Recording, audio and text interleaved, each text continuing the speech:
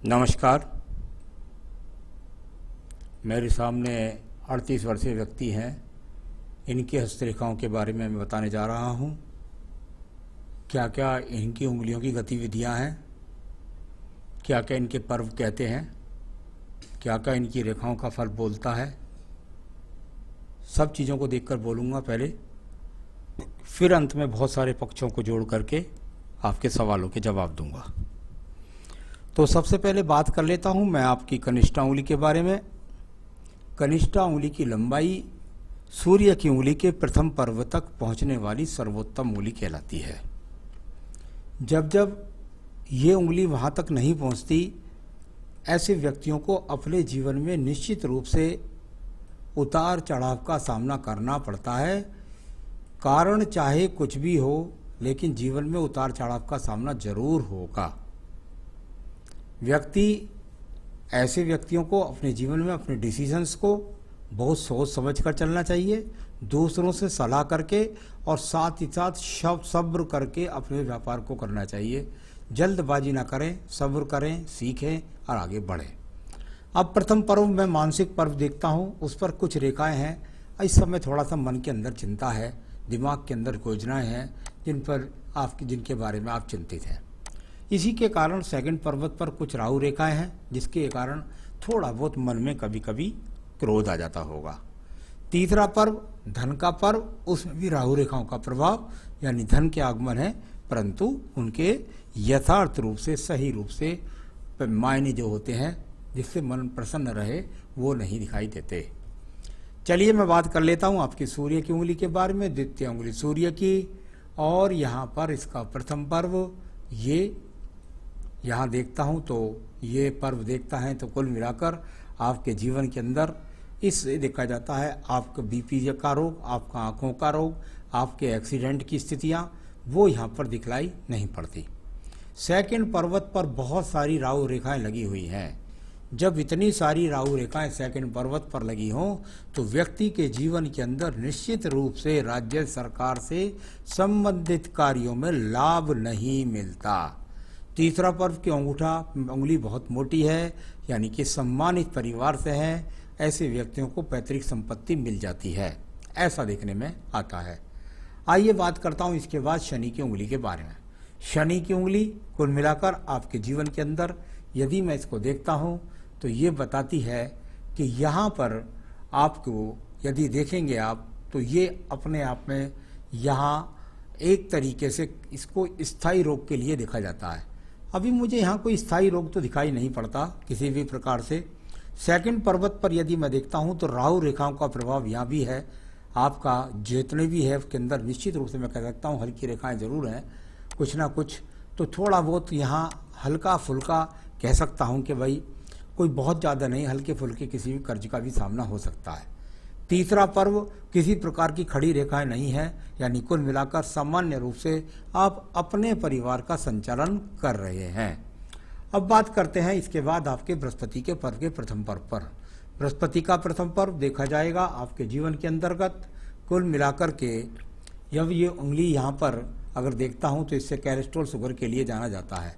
इस उंगली में अगर देखता हूँ तो इसने छूने का प्रयास किया है आपकी शनि की उंगली को। ये अच्छा संकेत नहीं है। मैंने जब जब देखा है कि ऐसे व्यक्तियों की बृहस्पति की उंगली अपने आप में लंबी हो और सूर्य की उंगली छोटी हो जाए तो इन व्यक्तियों को बहुत मेहनत के बाद भी निराशा का सामना करना पड़ता है। सबसे बड़ी बात है कि ये अपनी बुद्धि को सर्वश्रेष्ठ मानते हैं, अपने आगे किसी की सुनते भी नहीं हैं, जिस कारण से इनको भारी नुकसान का सामना करना पड़ता है।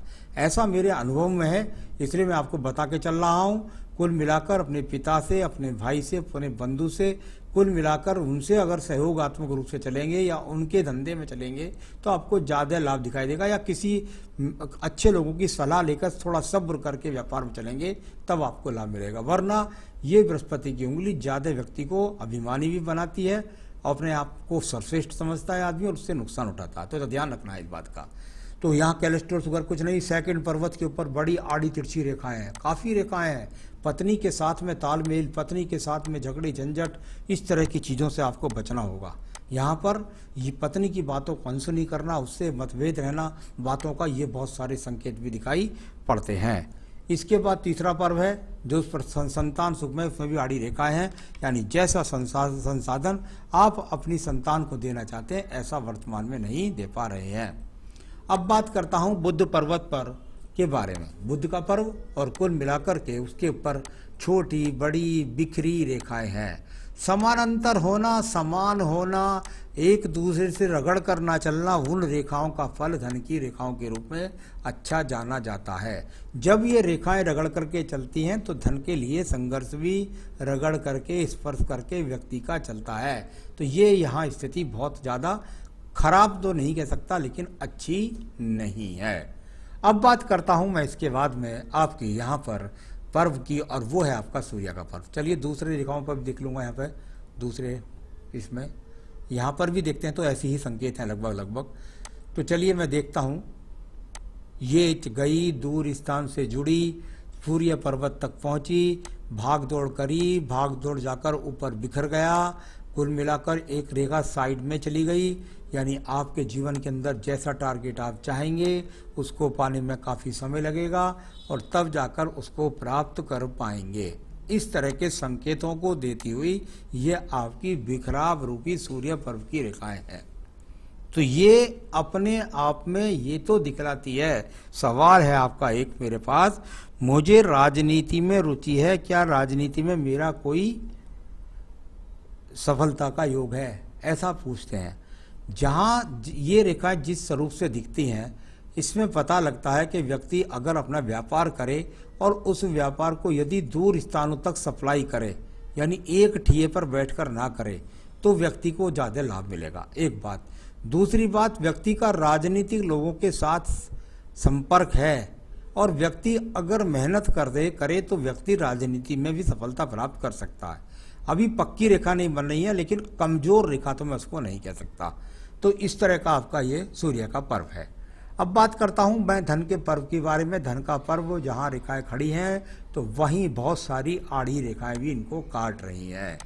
कुल मिलाकर ये वो रेखाएं जब इस प्रकार से मिल जाए तो ये वो रेखा ही हुई, यानी परिवार से मिला। लेकिन उसके ऊपर ये रेखा जब आड़ी वाली चली, यानी आपका भाग्य वर्तमान में आपके साथ नहीं है। तो भाग्य रेखा परिवार से बनी लेकिन उस पर आड़ी रेखा लगी, यानी कुल मिलाकर आपको पीछे से तो सही मिला लेकिन आपका भाग्य वर्तमान में यहाँ पर साथ नहीं दे रहा। इस प्रकार से बोल सकते हैं इस शनि पर्व को। यहाँ पर बात करता हूँ बृहस्पति पर्व के बारे में। बृहस्पति के पर्व पर निश्चित रूप से एक चतुर्भुज बन गया। जैसा मुझे पिछले पक्षों से दिखाई दिया ऐसा ही मुझे यहाँ भी दिखाई देता है कि आपको पैतृक संपत्ति का मकान मिल गया। तो ये चतुर्भुज बना आपके जीवन के अंदर, जिसके कारण आपको पैतृक संपत्ति का मकान मिला। इसके बाद भी आप प्रयासरत हैं, अभी तो मैं कह नहीं सकता, लेकिन हो सकता है आगे कभी जीवन में बन जाए। लेकिन ये मकान आपका पैतृक संपत्ति से दिखाई पड़ता है। यहाँ पर योजनात्मक रेखा शनि पर्व को भी दिख रही है, पहुँची नहीं है, देख रहे हैं, योजना बनाते हैं, लेकिन अभी उसके द्वारा पूरे टारगेट की प्राप्ति नहीं हो रही है। हृदय रेखा को देखिए आप कितनी बुरी तरीके से टूटी पड़ी है। जब इतनी बुरी तरीके से हृदय रेखा हो तो तीन बात होती है। नंबर 1 स्वास्थ्य खराब, नंबर 2 पत्नी के साथ वैचारिक मतभेद, नंबर 3 मन के अंदर लगातार योजनाओं को चलाते रहना और उनमें असफलता प्राप्त करना। ऐसी हृदय रेखा का संकेत हृदय रेखा रोग के लिए नहीं, इस प्रकार के रोग के लिए माना जाता है। तो कुल मिलाकर मन में अशांति है, पत्नी के साथ कलेश है, स्वास्थ्य भी ठीक नहीं रहता है, मन में बहुत सारी चिंताएं हैं। इस बात को बताने वाली ये की हृदय रेखा यहाँ पर दिखाई पड़ती है। अब बात करते हैं इसके बाद हम निम्न मंगल पर्व के बारे में। निम्न मंगल पर्व कर्म रूपी रेखाओं के रूप में जाना जाता है। यदि यहाँ पर देखता हूँ तो कर्म रूपी रेखाएं आपस में एक दूसरे को काट करके इलझी पड़ी हैं, यानी कर्म करें, मेहनत करें, उसकी सफलता से प्राप्ति ना हो, ऐसी आड़ी रेखाएं भी बहुत सारी इनको काट रही हैं। कुल मिलाकर के आपकी मेहनत से असफलता के गणित को ये रेखाएं बोलती हैं। यहाँ से और रेखाएं निकल करके कोई आपकी बुद्धि रेखा को काटती है, कोई आपकी भाग्य रेखा को काटती है, कोई व्यापारिक रेखा को, बुद्धि रेखा को काटती है। यानी राहु रेखाओं का प्रभाव आपके जीवन में उतार चढ़ाव, बुद्धि में टेंशन देना, व्यापार में नुकसान देना, भाग्य पर लात मारना, ऐसी रेखाएं वर्तमान में चल रही हैं। अब बात करता हूं मैं इसके बाद में आपके यहाँ पर बुद्धि रेखा के बारे में। बुद्धि रेखा चलती है पहले बैलेंस से, ठीक ठाक चलती है, बहुत सारी इसमें बेल पड़ी हुई है, फिर भी ये अपने आप में चलती रहती है। यहाँ से जीवन जैसे ही आपका 35 वर्ष के बाद ऐसा कह सकते हैं, अभी तो यहाँ 38 है, इसके बाद आपके ऊपर जिम्मेदारी आती है, तो दो रेखाएं चलती हैं, एक डाउन और एक एकदम डाउन, यानी दोनों डिसीजंस लगभग 34-35 वर्ष के बाद आपके जितने मजबूती से आपने डिसीजन लिए सब में आपका नुकसान, और उसका कारण जल्दबाजी और साथ ही साथ सलाह ना लेकर के चलना, या पिता के साथ व्यापार में साथ लेकर के ना चलना, इस तरह का संकेत और भारी नुकसान को दिखलाता है। इससे समझ जाएंगे, कोई बात नहीं है, लेकिन ये इस तरह का संकेत है, मैं उसे बोल रहा हूँ। अब बात करता हूँ इसमें एक और रेखा की, ये कभी कभी इस तरीके से जाए तो ये अति क्रोध भी बिना वजह लेकर के व्यक्ति गलत डिसीजन लेकर नुकसान उठाता है। द्वितीय पर्वत झगड़े झंझट कोर्ट कचहरी का है, वो तो दिखलाई यहाँ पर नहीं देता। अब बात करता हूँ मैं यहाँ पर आपके पर्व के बारे में, और वो है चंद्र पर्वत। चंद्र पर्वत से बहुत गतिमान रेखाएं हैं। व्यक्ति सोचता है, व्यक्ति योजना बनाता है, व्यक्ति कार्यान्वित भी करता है, व्यक्ति मेहनत भी करता है, लेकिन फल अभी पूरे टारगेट तक नहीं पहुंचे। कोई व्यवसाय रेखा मजबूत नहीं, कोई व्यापारिक विदेश यात्रा नहीं, इस तरह के संकेत यहाँ पर चंद्र पर्वत पर हैं, पर डिप्रेशन भी कहीं नहीं है। योजनात्मक रेखाएं तो बहुत हैं। ये एक रेखा यहाँ से निकलती है, इसका संकेत भी सूर्य पर्व से बनता है, यानी कुल मिलाकर मैं कह सकता हूँ, देखिए एक दूसरी ऊपरवर्ती वाली जो रेखा है, ये पत्नी की बात ना मानना, माँ की बात ना मानना, इस तरह का भी इसका संकेत होता है। साथ ही साथ नीचे वाली रेखा है, उसका सूर्य पर्व से संबंध बना है। मैंने पहले भी कहा, यदि आप अपने व्यापार में एक्सपोर्ट इंपोर्ट जोड़ेंगे या आप सप्लाई जैसा करेंगे एक ठिए पर ना बैठ करके, तो आपको ज़्यादा लाभ की प्राप्ति होगी। अब बात करता हूँ मैं आपके पास व्यापारिक रेखाओं, बुध रेखाओं के बारे में। बुध रेखा यहाँ से चलती है, इसके बाद खत्म हो जाती है, मिट जाती है, दिखाई नहीं देती। इसके बाद 5-7 रेखाएं एक दूसरे को काट रही हैं, इरज रही हैं, कुछ करते हैं फिर पीछे हट जाते हैं, फिर आगे बढ़ते हैं फिर टूट जाते हैं, फिर व्यापार चलता है फिर व्यापार बंद हो जाता है, फिर काम बदलते हैं फिर काम फेल हो जाता है। इस तरह का बहुत सारे संकेत एक स्थायी रेखा ना होने के कारण आदमी के जीवन में होता है। अब बात करता हूँ मैं आपकी भाग्य रेखा के बारे में। यहाँ भाग्य रेखा आपकी चली पूर्व जर्जित यानी आपके परिवार से जनित कोई व्यापार हो सकता है, परिवार का सपोर्ट मिल सकता है, यहाँ तक चलता गया 35 तक, फिर भी चाहे भली रेखा काटती रही, बहुत अच्छा ना चला। इसके बाद आपने दूसरा यहाँ पर करा, फिर ये डबलिंग रेखा हो गई, फिर इसके बाद में ये इस तरीके से यहाँ चलता रहा इनका संघर्ष आपस में, और ये 38 वर्ष पर कहाँ है ये मैं अभी आपको बता दूंगा आपके सवाल। तो कुल मिलाकर ये भाग्य रेखा थी आपके पास, ज़्यादा अच्छी थी 34-35 वर्ष तक, चाहे किसी के साथ रहे हो या जैसे भी हो आओ, लेकिन उसके बाद तो ज़्यादा गड़बड़ हो गई है। यहाँ पर बात करता हूँ मैं आपके पास में रेखाओं के बारे में, और वो मंगल रेखा तो कोई है नहीं, सिर्फ ये बहुत ज़्यादा खड़ी हुई रेखाएं हैं, ये संसाधनों का संघर्ष कराती हैं। तो अब बात करता हूँ संसाधनों के पर्व शुक्र पर्व के बारे में। शुक्र पर्वत पर यदि आड़ी तिरछी रेखाएं आपस में बहुत ज़्यादा काटने लगे तो व्यक्ति संसाधनों के लिए संघर्ष करता है। इसको ऐसा बोल सकता हूँ, अच्छा जीवन लग्जीरियस आपका अपनी मेहनत से नहीं है। इसका मतलब यह है पिता से हो सकता है, लेकिन आपकी अपनी से यहाँ पर अभी नहीं है। अब बात करता हूँ मैं आपकी यहाँ पर सीधा आयु रेखा के बारे में। आयु रेखा, और यहाँ से चल कर के इस प्रकार से ये चलती हुई, फिर इसके साथ एक ज्वाइंट रेखा जुड़ गई, और फिर यहाँ से चली लगभग पहुँच गई 74-75 तक, और आगे भी बढ़ जाती है। तो कोई बात नहीं है। नीचे मणिबंध में भी बहुत ज़्यादा ये इस तरह का ये सपोर्टिंग रेखा है, बहुत ज़्यादा, इसको चलायमान योग कह सकते हैं। अभी इसका कोई लाभ आपको नहीं है। तो ये मैंने आपको पूरी हाथ की रेखाओं को पढ़ने का प्रयास किया। अब मैं आपके सवालों पर चलता हूँ। सवाल है आपका, मैं एक प्रोफेशनल हूँ, मेरा कोई भी व्यापार ठीक से नहीं चलता, सिर्फ लॉस हो रहा है, वो तो पूरा हाथ भी बता रहा है।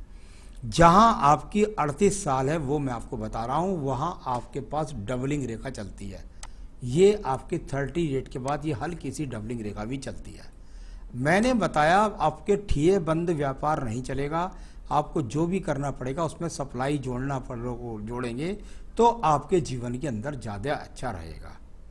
तो कुल मिलाकर के बहुत मध्यम यदि आप देखें तो देखिए नीचे 35 साल तक कितनी अच्छी भाग्य रेखा चमकती है, उसके बाद बहुत मध्यम रेखा चलती है। यानी वर्तमान में ये मध्यम है, इसको मजबूत कैसे बनाया जाए, किस तरीके से इससे सही डिसीजन करके लाभ उठाया जाए, वो आपका सवाल है, उसको मैं बता दूंगा उपाय, वो करेंगे तो उससे लाभ होगा। राजनीति में धीरे धीरे जाइए, पूरा इसको अपना व्यवसाय मत बनाइए, उससे थोड़ा बहुत लाभ उठाते होते जब स्तर दिखाई दे जब छोड़िए पूरा अपना काम धंधा। तो कुल मिलाकर राजनीतिक लोगों पे संपर्क साधना, थोड़ा बहुत आगे बढ़ना, ऐसा भी कह सकता हूँ, पूरी तरीके से राजनीतिक योग नहीं कह सकता। तो क्या करें आप, जो आपका व्यापार चले, इसके लिए मैं आपको बता देता हूँ। एक तो मैंने बताया व्यापार में सप्लाई दूर स्थान में या फिर शहर में कहीं भी, लेकिन आप ठिए बंद दुकान करेंगे तो उससे आपका काम नहीं चलेगा। तो यहाँ पर या पिता के साथ व्यवसाय करें, पिता का व्यवसाय करें, उनके साथ चलेगा। तो यहाँ आपको सबसे पहले मैं बताऊं, अगर आप चाहते हैं अपने व्यापार को चलाना तो आपको श्री सूक्तम के साथ लिंगाष्टकम का पाठ नित्य करना होगा। श्री सूक्तम के साथ लिंगाष्टकम का पाठ, और एक पहनना पड़ेगा बेहतरीन सा पन्ना इस उंगली में जल्दी से जल्दी धारण करें, जिससे सही डिसीजंस लेकर के अपने जीवन में लोगों को आकर्षित कर सकें और अपने व्यवसाय को आगे बढ़ा सकें। तो श्री सूक्तम के साथ लिंगाष्टकम पढ़ें और साथ में पहले ये पन्ना, यदि आपको मिल जाए पन्ना तो ठीक है, नहीं मिले तो आप मुझसे संपर्क कीजिए, मैं आपके स्थान तक पहुंचा सकता हूं। नमस्कार।